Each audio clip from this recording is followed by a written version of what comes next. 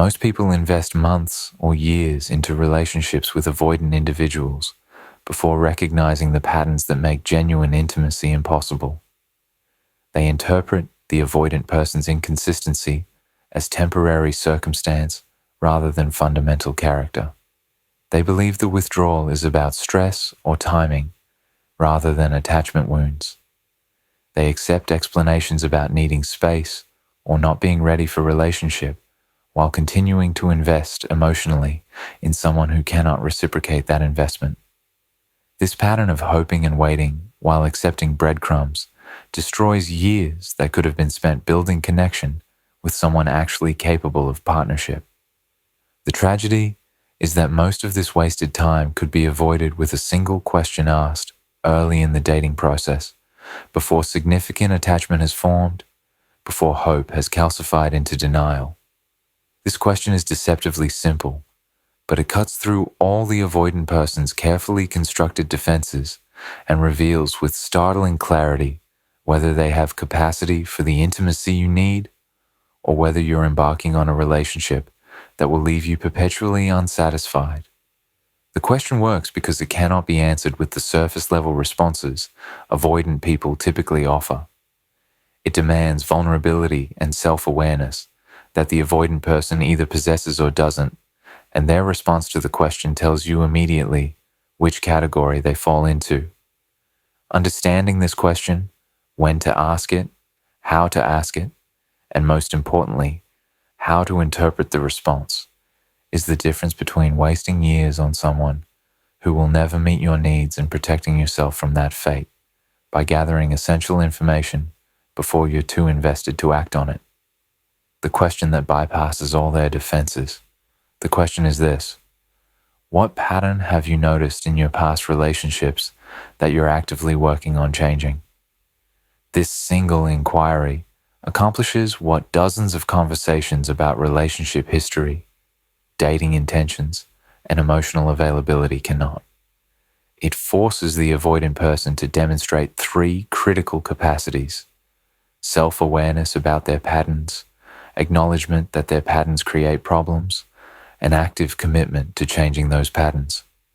The absence of any of these three capacities means the person is not ready for healthy relationship, regardless of how attracted you are to them or how much potential you see. The question is specifically designed to bypass the defensive responses avoidant people typically employ when asked about their relationship history. If you ask why their previous relationships ended, they'll blame their exes or circumstances. If you ask what they're looking for in a relationship, they'll tell you what they think you want to hear. If you ask whether they're ready for commitment, they'll say yes, while meaning something entirely different from what you mean by commitment. These standard questions allow the avoidant person to maintain their defensive structure while appearing open and self-aware. But this question requires something different. It asks them to identify a pattern which demands recognition that their relationship difficulties are not random events, but predictable outcomes of their behavior. It asks about patterns in plural relationships, which prevents them from attributing problems to single incompatible partner. It requires them to name what they're working on changing, which demands acknowledgement that they are the problem, or at least part of it. And it specifies that they're actively working on changing, which requires evidence of actual effort rather than vague intentions to do better someday. The question is effective because genuinely self-aware people can answer it readily. Someone who has done work on their attachment patterns can identify specific behaviors they've noticed themselves repeating and can describe concrete steps they're taking to change those behaviors. They might say, they notice they withdraw when conflicts arise, and they're working on staying present during difficult conversations through therapy and conscious practice. They might say they recognize they choose unavailable partners, and they're working on understanding why, through self-reflection and being more honest with themselves about red flags. They might say they tend to lose themselves in relationships, and they're working on maintaining their identity and interests while partnered. These answers reveal someone who has the self-awareness accountability, and commitment to growth that healthy relationship requires. They're not claiming to be perfect. They're acknowledging they have patterns, taking responsibility for those patterns, and actively working to change them. This combination of qualities is what determines whether someone is capable of evolving within relationship, or whether they'll keep repeating the same destructive patterns while expecting different results. The avoidant person who lacks these qualities will struggle to answer the question at all. They haven't examined their patterns closely enough to identify them. They haven't taken responsibility for their role in relationship failures. They haven't committed to actual change. The question forces them to confront these deficits, and their response reveals immediately whether you're dealing with someone capable of healthy relationship or someone who will waste your time. The timing of the question is crucial. It must be asked early, before significant emotional investment has occurred, before you've constructed elaborate rationalizations for their behavior, before hope has blinded you to reality. Ideally, the question comes up within the first few dates, during natural conversations about relationship history and what you're both looking for. The earlier you ask, the more willing you'll be to act on the information you receive. If you wait until you're already attached, you'll be tempted to dismiss or minimize concerning responses rather than heeding the clear warnings they provide. The question should be asked casually but seriously, as genuine inquiry rather than test. If the avoidant person senses you're evaluating them, they might craft response designed to pass rather than honest reflection of their actual self-awareness and growth. Frame it as mutual exploration. You might share your own answer first, modeling the vulnerability and honesty you're hoping to receive in return. This approach makes the question feel like deepening conversation rather than interrogation, which increases likelihood of honest response. The question's power lies in its inability to be faked successfully by someone who lacks the underlying qualities. The avoidant person might attempt to provide an answer that sounds good, but without genuine self-awareness and growth work, their answer will be vague, superficial, or obviously constructed rather than reflected upon. The person who has actually done the work will have specific, nuanced answer that reveals deep familiarity with their patterns. The contrast between these two types of responses is unmistakable once you know what to listen for. How they answer reveals everything you need to know. The avoidant person's response to this question falls into several predictable categories, each revealing critical information about their capacity for healthy relationship. The first and most concerning response is inability to identify any patterns at all. The person might say they don't really have patterns, that each relationship has been different, that they don't see themes in their relationship history. This response reveals dangerous lack of self-awareness. Everyone has patterns.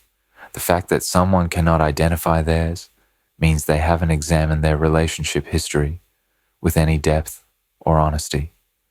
They're moving through relationships unconsciously, repeating the same behaviors while remaining oblivious to their role in creating the same outcomes. This lack of pattern recognition often comes with blaming stance toward previous partners. The person attributes relationship failures to their ex's problems without acknowledging their own contribution. They might describe a string of partners who were too needy, too demanding, too emotional, too something that justified the relationship's end. This consistent blaming reveals the avoidant person's core defensive strategy, maintaining their self-image as blameless while avoiding examination of their own behavior. Someone who cannot see their patterns and blames others for relationship failures will do exactly the same in relationship with you. The second concerning response is acknowledging patterns, but showing no commitment to changing them. The person might recognize they tend to pull away when things get serious, or that they struggle with emotional expression, or that they choose people who want more than they can give. But when you ask what they're doing to change these patterns, they offer nothing concrete. They might say they're working on it without specifying how. They might express vague intentions to be better without describing actual steps. They might acknowledge they should probably go to therapy, but haven't actually started. This response reveals someone with just enough self-awareness to recognize their patterns, but not enough commitment to actually change them. Self-awareness without action is nearly as problematic as complete lack of self-awareness. It means the person will be able to name exactly what they're doing wrong while continuing to do it. They'll hurt you with full knowledge that they're repeating their patterns, but they'll expect you to accept it because at least they're aware of their issues. This awareness without change is a recipe for frustration and heartbreak. The third concerning response is identifying patterns that are actually red flags disguised as self-awareness. The person might say they notice they get bored easily in relationships, or that they value their independence too much to fully commit, or that they need a lot of space and alone time. These aren't patterns they're working to change. They're warnings about who they are. They're telling you directly that they're not capable of sustained intimacy or commitment, but framing it as self-aware acknowledgement rather than the deal breaker it actually is. This response is particularly dangerous because it appears to answer the question satisfactorily.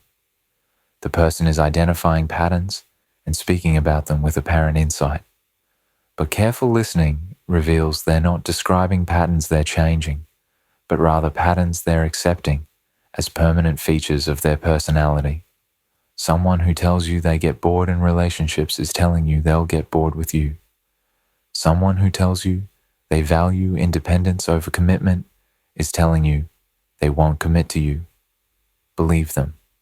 Don't make the mistake of thinking you'll be the exception, or that they'll change once they meet the right person. They're showing you exactly who they are. The fourth response, and the only one that suggests real capacity for healthy relationship, is specific identification of patterns combined with concrete description of work being done to change them. This person might say they notice they withdraw when conflicts arise because that's what they learned growing up, and they're in therapy specifically working on conflict tolerance and staying present during disagreements. They might recognize they choose emotionally unavailable partners because that dynamic feels familiar, and they're working with therapists to understand that pattern and make different choices. They might identify that they lose their sense of self in relationships, and they're actively practicing maintaining friendships, hobbies, and identity while dating. These responses reveal someone who has done genuine examination of their patterns, understands where those patterns come from, takes responsibility for them, and has made concrete commitment to changing them. The specificity of their answer is key. They're not speaking in vague generalities, but in specific behavioral descriptions and concrete actions. They can name their therapist's approach, or the books they're reading, or the specific practices they're implementing. This specificity indicates real engagement with growth rather than performance of self-awareness. The healthy response also includes acknowledgement of ongoing nature of the work. The person doesn't claim to have fully resolved their patterns, but rather describes them as work in progress. They might acknowledge they still struggle sometimes, but they're more aware of when it's happening and better at course correcting. This humble acknowledgement of continued struggle is actually more reassuring than claims of complete transformation because it indicates realistic understanding of how change works and genuine commitment to continuing the work rather than believing they've already arrived. The speed and ease with which the person answers also provides information. Someone who has genuinely examined their patterns and is actively working on them can answer this question readily because they think about it regularly. The answer flows naturally because it reflects ongoing internal work. But someone who hasn't done this work will pause, fumble, struggle to formulate response. They might ask you to repeat the question or ask for clarification about what you mean. These delays indicate they're constructing answer on the spot rather than reporting on actual self-examination they've done. The emotional tone accompanying the answer is equally revealing. Someone doing genuine growth work speaks about their patterns with combination of honesty and hope. There's acknowledgement of difficulty, but also optimism about change. There's vulnerability about struggles, but also pride about progress. But someone who hasn't done the work speaks about past relationships with bitterness, defensiveness, or casual dismissiveness that suggests they haven't processed those experiences or learned from them. Why their body language matters more than their words. While the verbal content of the avoidant person's response provides crucial information, their nonverbal communication often reveals even more. The body speaks truths that words conceal, and the avoidant person's physical response to this question exposes their actual comfort with vulnerability and self-examination, regardless of what they claim verbally. Understanding how to read their body language transforms this question from effective screening tool into definitive revelation of whether this person is capable of the intimacy you need. The first nonverbal indicator is the avoidant person's immediate physical response when you ask the question. Someone comfortable with vulnerability and self-examination maintains open body language. They might lean forward slightly, maintain eye contact, appear engaged with the question. Their body communicates willingness to go to the vulnerable place the question invites them toward. But the avoidant person who lacks self-awareness or comfort with vulnerability will display immediate defensive body language. They might lean back, cross their arms, break eye contact, or physically turn away slightly. These defensive postures reveal discomfort with the question itself before they've even formulated verbal response. The defensive body language indicates the question has activated the avoidant person's protection mechanisms. They're experiencing the inquiry as threat rather than opportunity for connection. This threat response is diagnostic because it reveals they don't have practiced comfort with self-examination and vulnerable disclosure. Someone who regularly examines their patterns and discusses them in therapy or with close friends won't experience this question as threatening. But someone who avoids self-examination will feel exposed and unsafe when asked to examine their patterns explicitly. The second nonverbal indicator is what happens with the avoidant person's eyes during their response. Eyes are remarkably honest, even when words are not. Someone answering authentically from genuine self-awareness maintains relatively consistent eye contact with natural breaks. They're accessing real memories and genuine feelings, which allows them to stay present and connected during difficult disclosure. But someone constructing answer without real substance behind it will display different eye patterns. They might look up and to the side while they search for what to say, indicating they're creating response rather than reporting actual self-knowledge. They might avoid eye contact entirely, unable to maintain connection while being dishonest or superficial. The avoidant person who is being truthful about not having examined their patterns might display confusion or blankness in their eyes. They genuinely don't know how to answer because they haven't thought about relationships this way. This honest confusion is actually better than false confidence in constructed answer. At least with confusion, you're seeing truth about their lack of self-awareness rather than being misled by performance of insight they don't possess. The third nonverbal indicator is the avoidant person's breathing and overall physical tension. Genuine vulnerability produces specific physiological responses. Someone accessing real feelings and genuine self-reflection might take deeper breath before speaking, might show slight tremor in their voice, might display facial expressions that match emotional content of what they're sharing. These physical signs indicate they're actually going to a vulnerable place emotionally, that their nervous system is activating around the feelings the question brings up. This activation, while uncomfortable, is a good sign because it means they can access emotional truth. But the avoidant person who is staying in their head and either constructing answers or providing superficial responses maintains controlled, shallow breathing and minimal emotional activation. They're speaking about their patterns, if they can identify any, as if describing something they observed rather than something they experienced. This emotional distance reveals they're not connected to their own emotional truth. They're intellectualizing rather than feeling, which explains why their patterns haven't changed despite possible intellectual awareness of them. The fourth indicator is the congruence between verbal content and nonverbal presentation. When someone's body language contradicts their words, believe the body. The person might say they're actively working on their patterns while their closed body language, averted eyes, and tense posture communicate that they're not comfortable with vulnerability at all.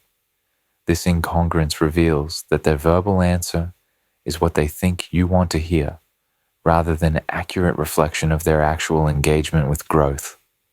True self-awareness and growth work produce alignment between what people say and how they physically present while saying it. The fifth nonverbal indicator is how the avoidant person's demeanor changes after answering the question. Someone who genuinely engaged with the question might seem slightly more vulnerable and open after answering. They shared something real, and the intimacy of that sharing creates softening in their presence. But the avoidant person who gave superficial or constructed response will often display relief when the question is over, quickly moving to change subject or lighten the mood.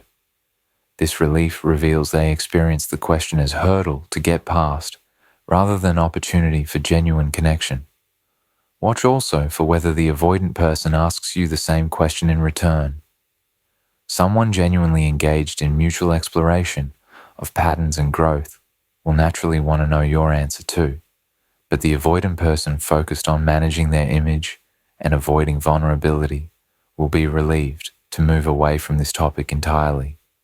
They won't think to ask about your patterns because they weren't engaged with the conversation as mutual vulnerability, but rather as test they needed to pass.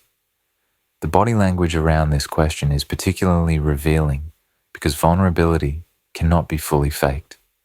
The avoidant person might be able to construct verbal answer that sounds appropriate, but their body will reveal the truth about their actual comfort with self-examination and emotional honesty. Someone who has done genuine work on their patterns has developed capacity to access and discuss difficult emotional truths, and this capacity shows physically through open body language, appropriate emotional activation, and congruent presentation. Someone who lacks this capacity will reveal that lack through their body even if their words sound right. What to do with the answer you get. Understanding how to interpret the avoidant person's response is only valuable if you actually use that information to make decisions about the relationship's future. Most people ask good questions, receive concerning answers, and then proceed as if those answers don't matter because they're already attached or invested or hopeful. The purpose of asking this question early is to gather information while you're still capable of acting on it decisively. What you do with the answer you get determines whether this question actually saves you from wasting years or whether it becomes just another piece of information you ignore. If the avoidant person provides the first type of concerning response, inability to identify any patterns or consistent blaming of previous partners, the appropriate action is immediate and clear. End the interaction. This person lacks the basic self-awareness required for healthy relationship. They will repeat their patterns with you while remaining oblivious to those patterns and blaming you for the problems that arise. There is no potential here for the relationship you want. Walking away after 1 or 2 dates might feel harsh, but it's protecting you from months or years of frustration with someone who cannot see themselves clearly enough to grow.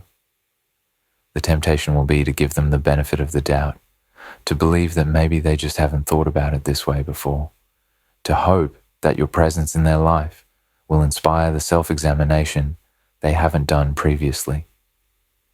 Resist this temptation. Self-awareness is developed through difficult experiences and intentional reflection. Someone who has reached adulthood without examining their relationship patterns has not done so because no one asked them the right question. They've avoided self-examination because it's uncomfortable and they lack the tools or willingness to do it. You cannot give someone self-awareness. They must develop it themselves, and until they do, they're not capable of genuine partnership. If the avoidant person provides the second type of concerning response, acknowledging patterns but showing no commitment to changing them, the appropriate action is also clear, but often harder to execute. Express that you need to see evidence of actual change work before continuing to invest emotionally. This means you might continue seeing them casually, but you don't allow deeper attachment to form. You maintain clear emotional boundaries while observing whether they follow through on vague intentions to work on their patterns. Set a timeline for yourself, though don't necessarily share it with them. Give them perhaps a month to demonstrate that they're actually taking action on the patterns they acknowledged. Are they starting therapy? Are they reading relevant books? Are they making visible efforts to behave differently? If you see genuine action, the relationship might be worth continuing. But if their acknowledgement of patterns was just lip service and nothing changes in their behavior or approach, you walk away. The acknowledgement without action reveals they're not ready for the work that healthy relationship requires. The third type of response, identifying patterns that are actually red flags disguised as self-awareness, requires the most discernment. The person is being honest with you about their limitations.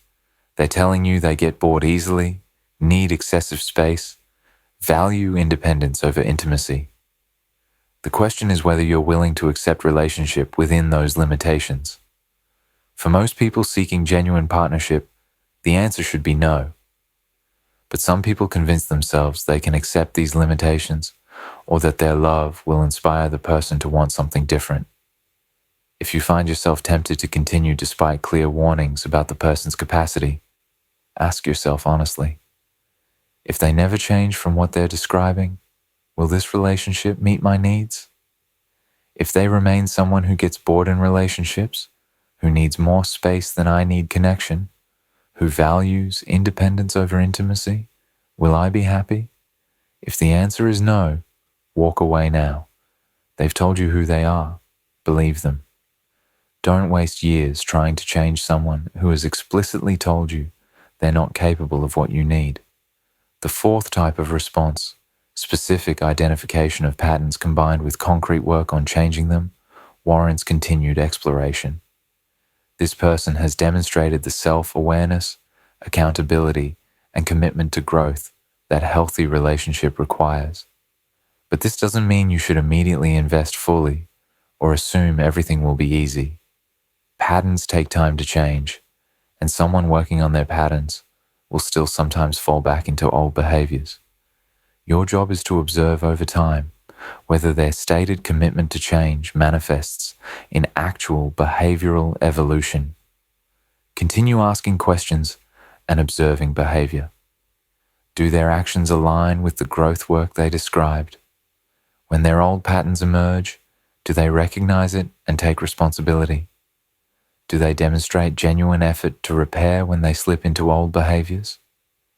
Are they open to feedback about their patterns when you observe them? The answers to these questions over time will tell you whether their response to your initial question was genuine or performance. Set clear boundaries about what you need and what you won't accept. Even with someone committed to growth, you need to protect yourself.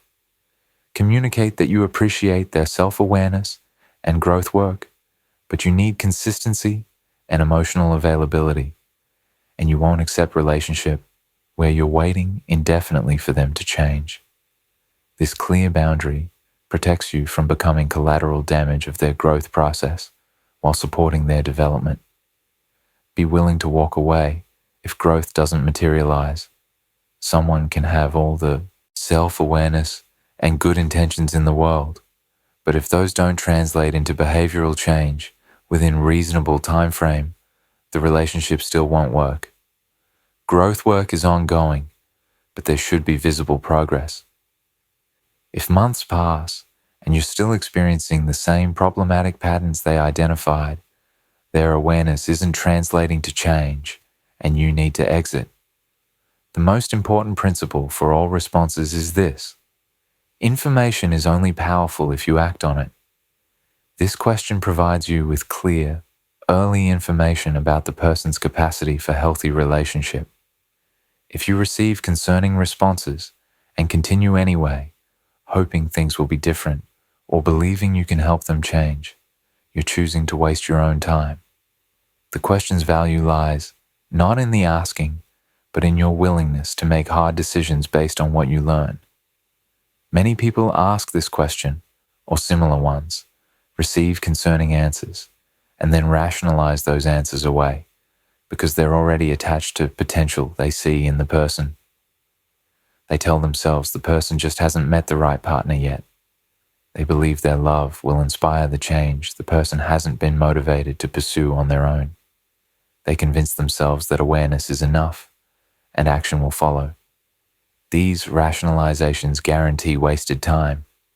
The discipline required is acting on information, even when it contradicts what you want to be true.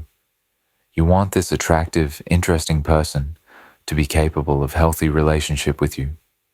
But their response to this question has told you they're not. Believing that information and ending the interaction before significant attachment forms is how you protect yourself. The temporary disappointment of walking away from potential is infinitely preferable to years wasted on someone fundamentally unavailable for genuine partnership. Ask the question early. Listen carefully to both their words and body language. Interpret their response honestly, rather than through the filter of hope. And most importantly, act decisively on the information you receive. Someone who cannot identify patterns, acknowledge responsibility, and demonstrate concrete commitment to change is not ready for the relationship you deserve. Walking away from them is not giving up. It's protecting your time and heart for someone who has done the work required to show up as genuine partner. That person exists, but you'll never find them if you're wasting years on someone who told you from the beginning that they're not capable of being what you need.